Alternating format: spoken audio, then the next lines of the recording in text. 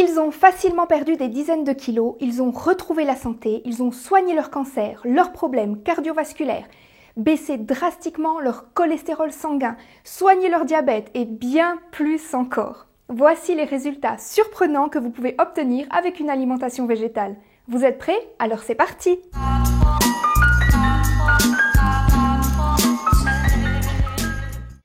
Aujourd'hui, j'aimerais vous faire découvrir de très belles réussites, des avant-après étonnants, des résultats spectaculaires obtenus avec une alimentation végétale. Cette vidéo est en collaboration avec Claire Mallet et sa page Facebook « Le pouvoir des plantes ». Je vous mettrai le lien vers la page en description. Sur sa page, elle a rassemblé des dizaines et des dizaines de témoignages de personnes ayant retrouvé la santé grâce au végétalisme. Donc, vidéo un peu différente de d'habitude, mais je pense qu'elle sera très utile à certains d'entre vous afin d'argumenter les bienfaits de l'alimentation végétale et du HCLF dans la vie quotidienne. Petit spoiler, le résultat le plus incroyable selon moi est celui que je vous montrerai en fin de vidéo. Alors, restez bien jusqu'à la fin, vous n'allez pas en revenir. On commence par l'histoire de Mackenzie. Mackenzie est une jeune femme qui a pris beaucoup de poids durant sa grossesse et qui a tenté de le perdre pendant 2 ans et demi après la naissance de sa fille, mais malheureusement sans succès. Son surpoids lui a aussi apporté évidemment son lot de problèmes, comme une hypertension artérielle, de l'acné et évidemment un grand manque d'énergie. Elle a eu le déclic grâce à un documentaire appelé « La santé dans l'assiette », Forks over Knives en anglais. Elle a donc basculé sur une alimentation végétalienne et elle dit que dès les 3 premiers jours sans produits laitiers, elle a commencé à mieux respirer. Un brouillard s'est levé et elle s'est sentie lucide et alerte. En 6 mois, en l'espace de 6 mois, elle a perdu 14 kilos. Et après un passage chez son médecin traitant, il s'est avéré que sa tension artérielle était revenue à la normale. Au fil du temps, elle a vu son acné disparaître. Voilà. Ça peut paraître peu pour certains, mais cette jeune femme a retrouvé la joie de vivre grâce à ces quelques améliorations. Le prochain témoignage, je voulais vous en parler assez rapidement, mais j'ai trouvé ça tellement mignon parce qu'ils ont entamé la démarche en couple. Et c'est toujours plus facile lorsqu'on a un compagnon de route. Voilà, donc je vous présente Ashley et Andrew qui ont à eux deux perdu 90 kilos en 2 ans.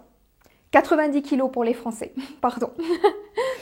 Ils disent qu'ils étaient les exemples vivants des ravages que peut causer un régime alimentaire riche en produits animaux. Leur nouveau style de vie, qui est 100% végétalien, leur a été bénéfique, autant physiquement, mais aussi mentalement et spirituellement.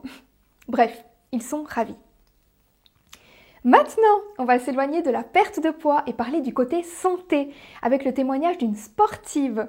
Parce que oui, le mythe du végétalien qui perd tous ses muscles parce qu'il ne mange plus de produits animaux, ce mythe est encore la vie dure de nos jours. Je vous parle même pas du HCLF. Susanna est une femme de 50 ans, ancienne championne de culturisme naturel.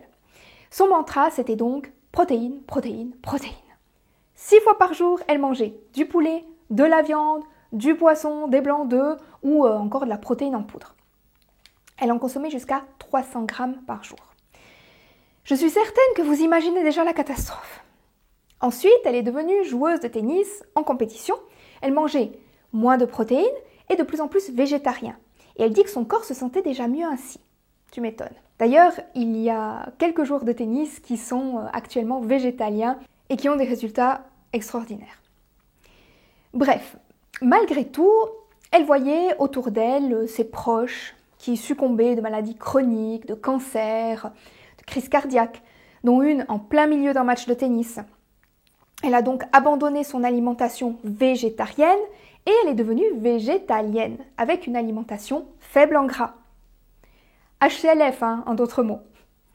Son taux de cholestérol est passé de 1,71 à 1,47 grammes par litre de sang en l'espace de seulement 3 mois.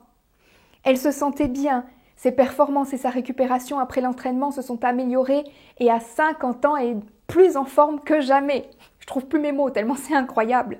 Mais si vous regardez, beaucoup de sportifs, sur conseil de leur entraîneur, sur conseil de leur médecin, deviennent végétaliens parce qu'ils ont du coup beaucoup moins de problèmes d'inflammation, ce qui est tendinite.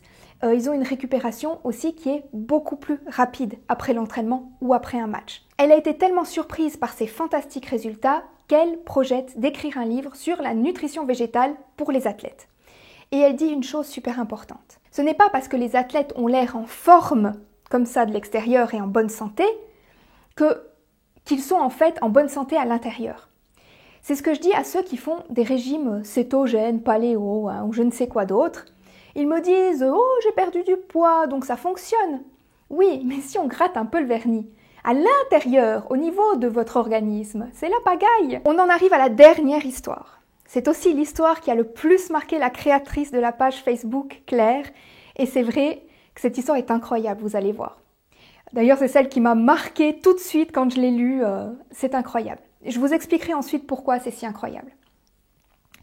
C'est l'histoire de Surrey qui est passée du stade de médecin à celui de patient le jour où elle a découvert qu'elle souffrait de sclérose en plaques. À l'époque, lorsqu'elle était jeune médecin, elle a été frappée par cette terrible maladie. Elle est donc passée du statut de médecin qui soigne à celui de patiente, dépendante des médicaments et qui était en constante lutte pour accepter son sort. La CEP, c'est une maladie assez terrible qui évolue dans le temps et votre état se dégrade de plus en plus, donc c'est vraiment pas rigolo. Jusqu'au jour où elle tombe sur un article d'une revue médicale qui vantait les bienfaits des myrtilles chez les patients atteints de la sclérose en plaques. Et elle s'est dit que les propriétés antioxydantes et anti-inflammatoires de ces baies étaient peut-être en fait la clé et qu'elle devrait appliquer ce principe à l'ensemble de son alimentation. Elle s'est dit que le pouvoir de guérison, le pouvoir des plantes, devait résider dans une alimentation végétalienne à base d'aliments peu ou pas transformés. Du coup, elle s'est demandé comment tout ça avait pu échapper au programme d'études de médecine.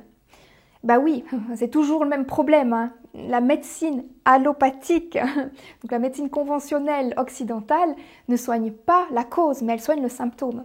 C'est une médecine symptomatique. Donc elle s'est immédiatement sentie plus forte et avec plus d'énergie, et visiblement, ses déficits neurologiques se sont progressivement améliorés, ce qui est incroyable. Elle dit qu'en tant que médecin qui voit tous les jours des souffrances et des morts inutiles, elle s'est sentie obligée de faire connaître cette ressource thérapeutique inexploitée à qui veut bien l'entendre. Et, mon Dieu, comme je la comprends. Très beau témoignage, plein d'humilité, c'est quand même un médecin, hein, ne l'oublions pas.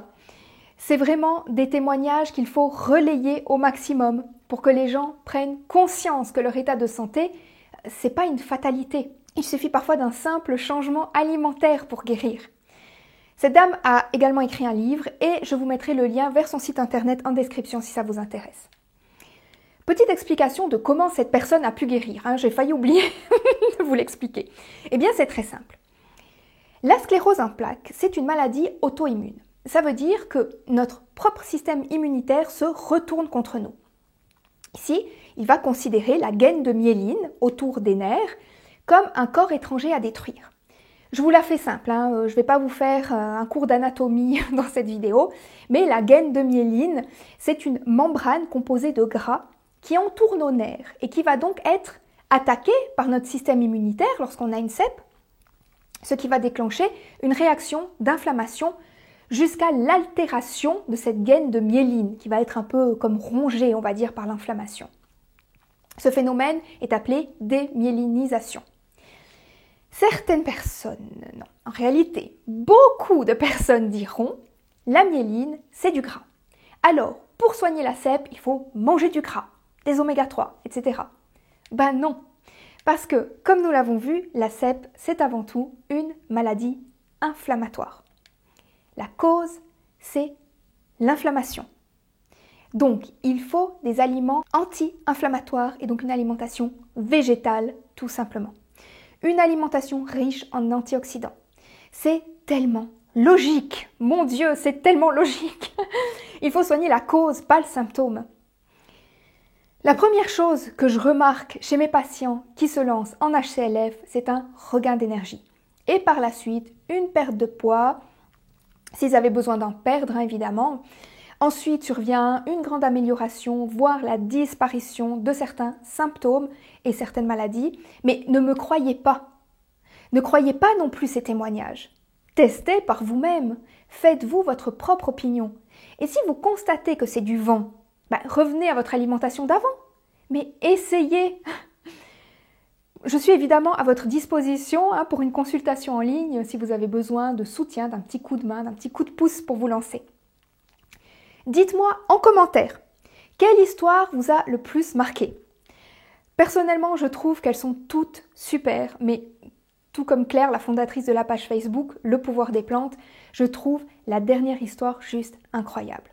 Pouvoir soigner une maladie si terrible avec une alimentation végétale, c'est presque un miracle. Le miracle de la nature et de notre alimentation physiologique, finalement. Alors, allez voir la page de Claire, il y a plein d'autres témoignages, tous plus fous les uns que les autres. Encore merci Claire de m'avoir autorisé à utiliser ton contenu pour cette vidéo. Via Felicia à tous!